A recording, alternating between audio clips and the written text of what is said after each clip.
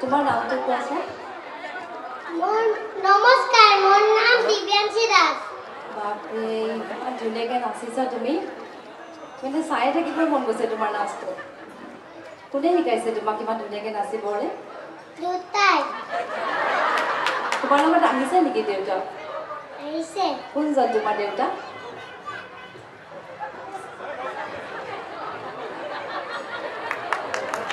খুব সুন্দৰ,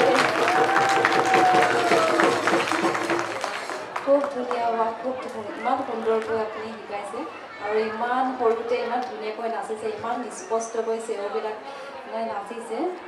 তোমাৰ একদম ভৱিষ্যত উজ্জ্বল কামনা কৰিছোঁ। তোমাক মই দেখা পাম বিহু সম্ৰাজ্ঞী হিচাপে আৰু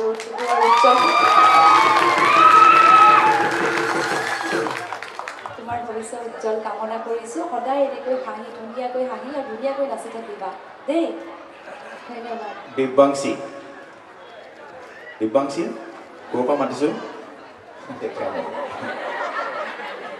দেখিছানে মোক দেখিছা অঁ দেখিছা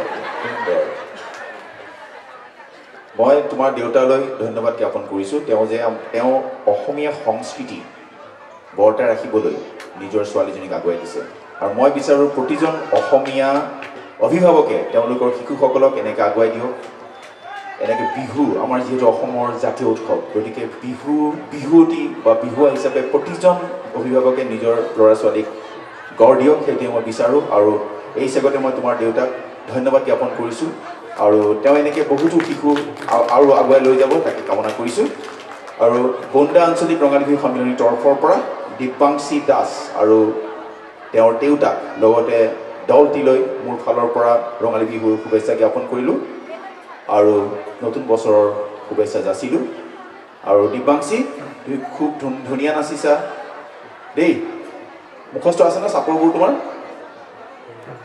চাপৰবোৰ মুখস্থ আছে আছে এটা চাপৰ কৈ দিয়া এনেই এই যে আজি নাচিছা প্ৰথম চাপৰটো কৈ দিয়া কৈছা কৈ দিয়াচোন বঢ়িয়া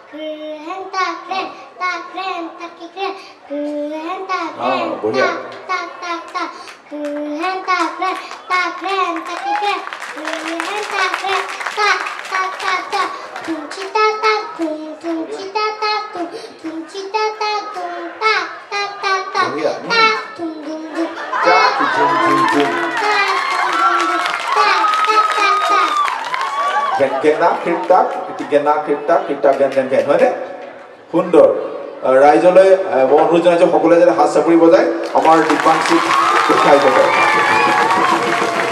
আৰু দিব্যাংশীৰ উজ্জ্বল ভৱিষ্যত কামনা কৰিলোঁ ধন্যবাদ